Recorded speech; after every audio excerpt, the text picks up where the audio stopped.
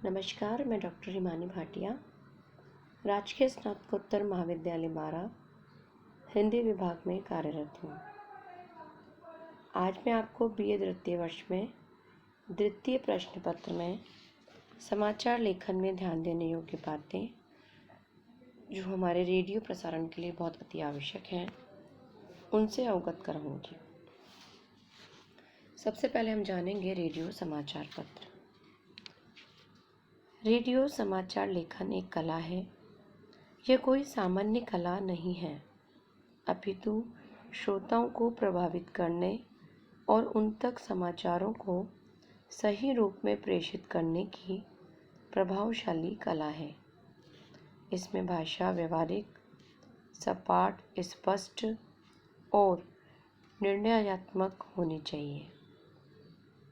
इसके साथ ही जो समाचार प्रस्तुत किए जाते हैं वे क्या हैं, क्यों इस रूप में आए हैं, कब के हैं और कहाँ के हैं, किससे प्राप्त हुए हैं और किस प्रकार के हैं, इन बातों का भी ध्यान देना बहुत आवश्यक है। आदर्श समाचार में इन सभी बातों का ध्यान रखना आवश्यक है। कोई भी श्रोता इन सभी स्थितियों को जानना भी चाहता है और साथ में समझना भी चाहता है, और ये सब करके ही वह संतुष्टि का अनुभव करता है। जब ये स्थिति है तो प्रश्न स्वयं ही उत्पन्न हो जाता है कि रेडियो के लिए समाचार लेखन में किन बातों का ध्यान देना आवश्यक होता है।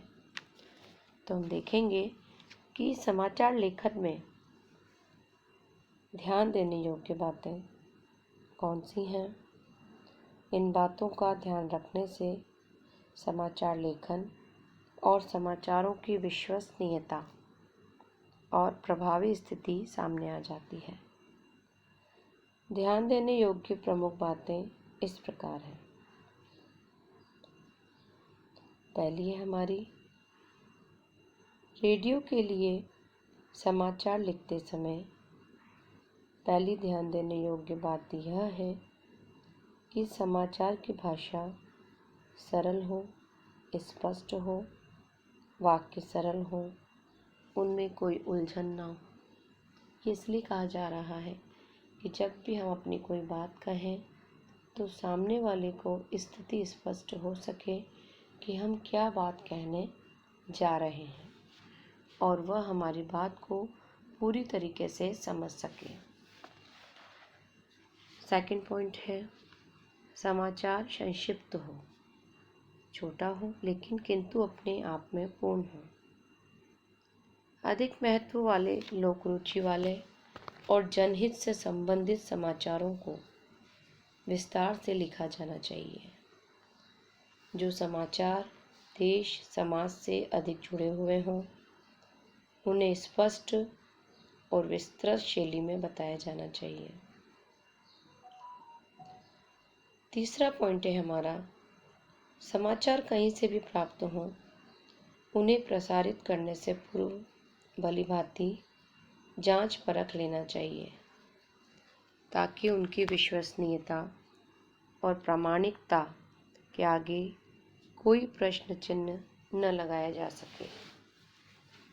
ऐसा इसलिए भी आवश्यक है कि कई बार अफवाहें उठती हैं, और यदि उन अफवाहों को आधार मानकर समाचार प्रेषित कर दिए जाते हैं तो उनका अच्छा प्रभाव नहीं पड़ता, क्योंकि जब भी कोई बात का अगर आधार नहीं होता है तो उस बात में सच्चाई कम नज़र आती है। इसलिए जब भी कोई समाचार पत्र प्रेषित किया जाए तो उसमें जो भी आधार हो वो सच पर निर्भर होना चाहिए। चौथा पॉइंट है हमारा, समाचार की आत्मा को विकृत नहीं करना चाहिए। तात्पर्य यह है कि समाचार का जो मूल स्वर है, जो मूल तथ्य है, कथ्य है, उसे कल्पना करके न तो अधिक विस्तृत करना चाहिए और न अति संक्षिप्त। संक्षिप्त समाचार में तो आत्मा सुरक्षित रहती है, किंतु जब समाचार को अधिक विस्तार दे दिया जाता है तो अनेक बार समाचार की मूल चेतना सामने से गायब हो जाती है और श्रोता विस्तृत समाचारों के जंगल में भटक जाता है। जिस भाषा में समाचार बुलेटिन तैयार किया जाता है, उस भाषा की प्रकृति को अच्छी तरह समझकर ही समाचार लिखा और बोला जाना चाहिए। तात्पर्य यह है कि समाचार लेखक ने यदि उपयुक्त भाषा का प्रयोग किया है तो उसे समाचारदाता अपनी भाषा में बदलने का प्रयत्न न करे। ऐसा करने से समाचार का स्वरूप ही बदल जाता है और हम वास्तविकता से बहुत दूर हो जाते हैं। समाचार में जो तथ्य और आंकड़े दिए जाते हैं वे प्रामाणिकता और विश्वसनीयता की कसौटी पर खरे होने चाहिए। समाचारदाता को ऐसे आंकड़ों पर अपनी ओर से कुछ भी बदलने का अधिकार नहीं होता। समाचार में जो तथ्य और आंकड़े दिए जाते हैं वे प्रामाणिकता और विश्वसनीयता की कसौटी पर खरे होने चाहिए। समाचारदाता को ऐसे आंकड़ों पर अपनी ओर से कुछ भी बदलने का अधिकार नहीं होता है। नेक्स्ट है, जहाँ किसी समाचार का अनुवाद करना होता है वहाँ यह ध्यान रहे कि अनुवाद सटीक हो। अनुवादक को दोनों भाषाओं का अच्छा ज्ञान होना चाहिए। दोनों भाषाओं की प्रकृति, सांस्कृतिक पृष्ठभूमि, उनके व्याकरण, वाक्य रचना और मुहावरे आदि का ज्ञान अति आवश्यक है। नेक्स्ट पॉइंट है हमारा कि समाचार लेखक को समाचार तैयार करते समय मार्ग निर्देशन के सिद्धांतों का पूर्ण पालन करना चाहिए। ये सिद्धांत समाचार लिखने वाले व्यक्ति के सामने पहले से ही होते हैं, अतः उन सिद्धांतों को समझकर उन्हें अपने मन मस्तिष्क में बिठाकर ही समाचार लिखे जाने चाहिए। यदि किसी प्रकार का कोई संदेह हो या समाचार लिखते समय कोई प्रश्न मन में जन्म ले रहा हो तो लिखने वाले को अपने संबंधित अधिकारी से विचार विमर्श कर लेना चाहिए। विदेशी समाचार लिखते समय प्राय ऐसे विचार विमर्श की आवश्यकता पड़ती है। नेक्स्ट पॉइंट है हमारा, जब समाचार लिखे जा चुके हों तो लेखक अपना कार्य पूरा कर ले, तब उसे अपने ही हित में नहीं बल्कि देश और समाज के हित में भी लिखे गए समाचारों की एक बार जांच परख कर लेनी चाहिए।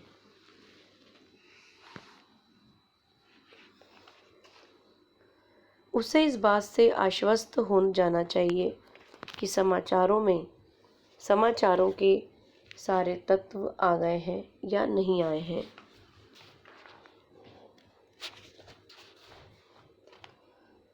कुछ जरूरी बातें छूट तो नहीं गई हैं या कुछ ऐसी बातें जो गैर जरूरी हैं वे इन समाचारों में तो नहीं आ गई हैं। हर तरीके से उनको देख रेख कर लेनी चाहिए। नेक्स्ट पॉइंट है हमारा कि समाचार लेखन में समाचारों की भाषा चुस्त और दुरुस्त होनी चाहिए। बोझिल और क्लिष्ट शब्दावली का प्रयोग नहीं होना चाहिए। यह भी ध्यान रखना चाहिए कि कहीं कोई वाक्य अधूरा सा तो नहीं रह गया और कोई शब्द दोहरा तेरा अर्थ तो नहीं दे रहा है। सही शब्द का चयन और उससे निकलने वाले सही अर्थ की स्थिति को बेखूबी समाचार लेखक को पहचान कर ही भाषा का प्रयोग करना चाहिए।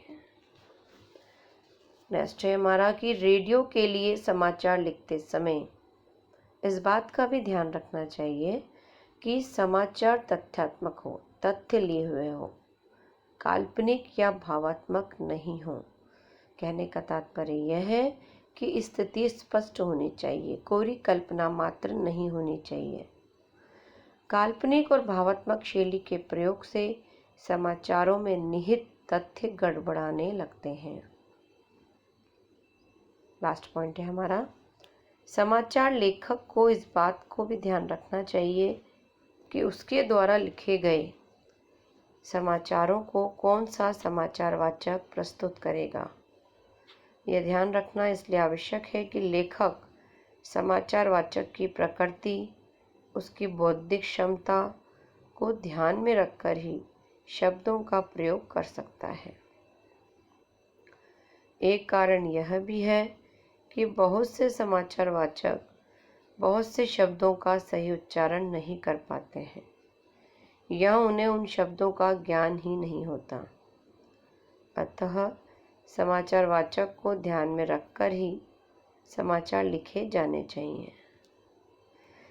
इस तरह रेडियो के लिए समाचार लेखन में प्रमुख 5 चरणों का ध्यान तो रखा ही गया है, साथ में और भी बातों का ध्यान रखा गया है। धन्यवाद।